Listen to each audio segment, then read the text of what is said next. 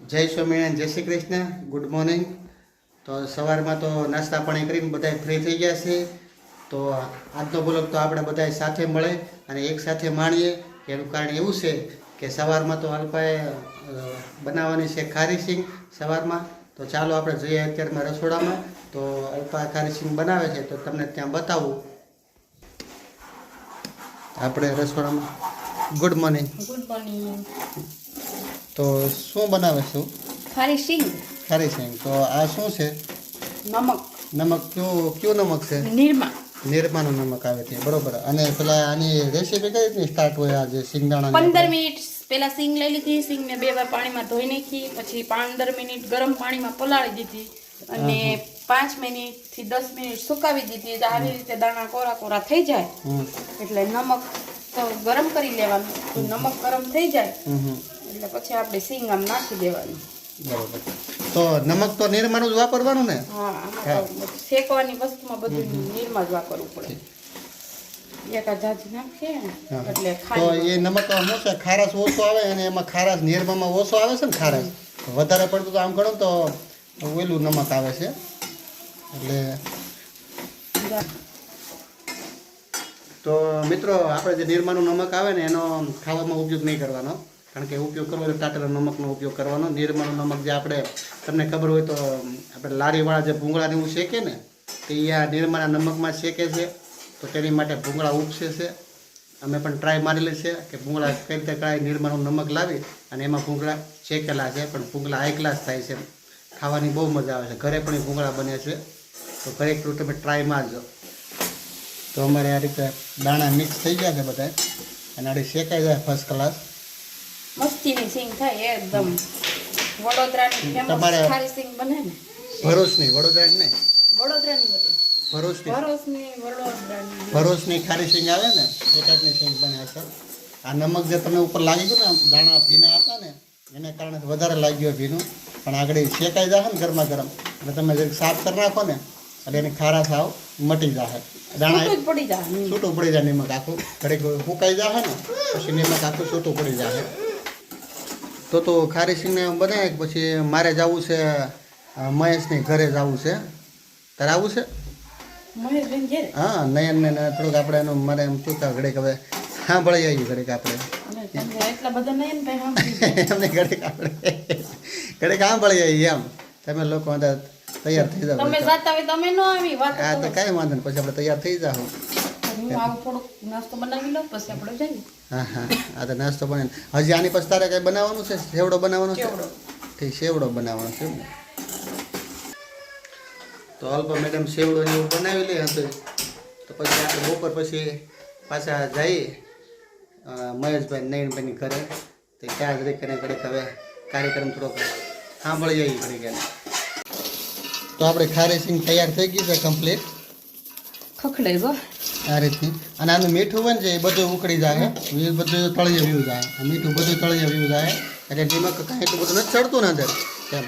એટલે ઘણા તમારે ખારી સિંગ બનાવે તો બે રીતની વતન બને છે, કારણ કે અમુક સિંગદાણા હોય ને તે ખારા પાણીમાં પલાળે અને પછી પણ શેકે છે, એમે પણ ખારી સિંગ થાય. અને ડાયરેક્ટ મીઠું થોડા વગર દાણા પલાળે સાદા પાણીમાં અને ડાયરેક્ટ તમે નિમકમાં શેકી નાખો તો પણ ખારી સિંગ બની જાય. અમે એ રીતે બનાવી છે, ડાયરેક્ટ પલાળી અને નિમકમાં શેકી નાખીએ એટલે ખારાશ તો બેમાં સેમ સરખો જ આવે છે એમ. પણ કહેવાનું નિમક લેવાનું, એમાં શેકવાની. મીઠાવાળા પાણી પલાળી. હા, મેં મીઠાવાળા પાણી પલાળી. મીઠાવાળા પાણી પડે પછી મીઠામાં શેકીએ એમ કરવાનું હોય.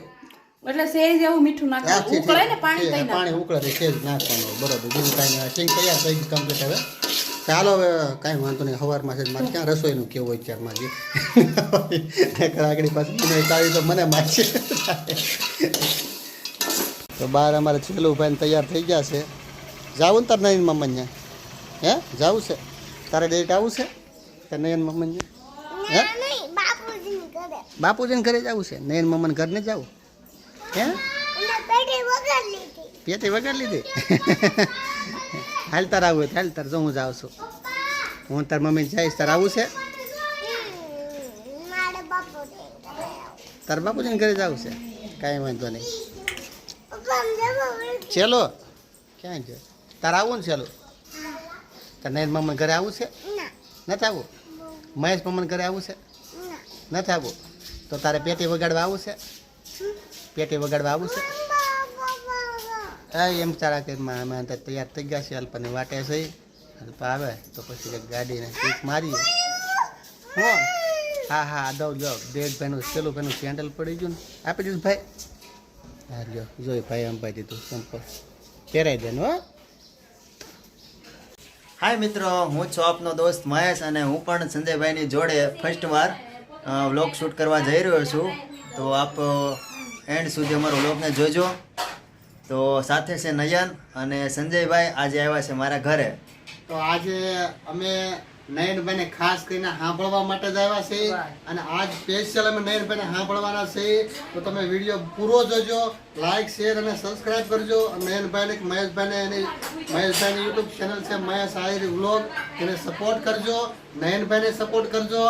તો આપણે હવે નયનભાઈ તમારી રીતે તમે તો આપણને નયન સ્તુતિ ચાલુ કરો. તો આપણને નયન હવે રંગે અને સંગે કરાવશે આનંદ.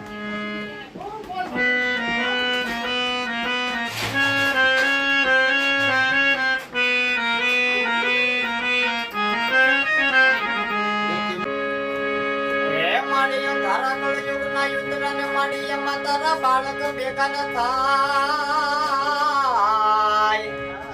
પછી અજવાળા આશીર્વાદના એ આય ભગવતી તું કાયમ રાખજે માથું ખોડલી.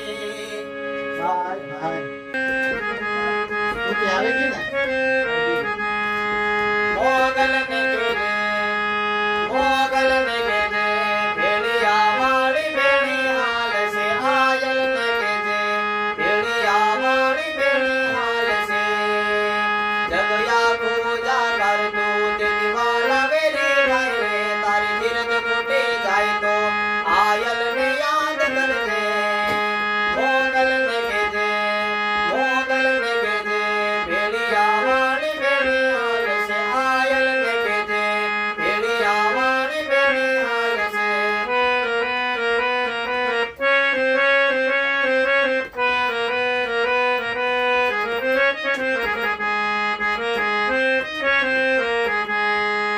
કે દાન કે એટલું કરજે કરજે ના ભીવાળો ના ધરે કે દાન કે એટલું કરજે કરજે ના ભીવાળો ના ધરે તાતો દાવડે લઈને દોડશે મારી યોગા વાળી જાય રે. મોગલ ને કેજે મોગલ ને કેજે ભેળિયા વાળી ભેળી હાલ છે આયલ ને કેજે ભેળિયા વાળી ભેળી હાલ છે.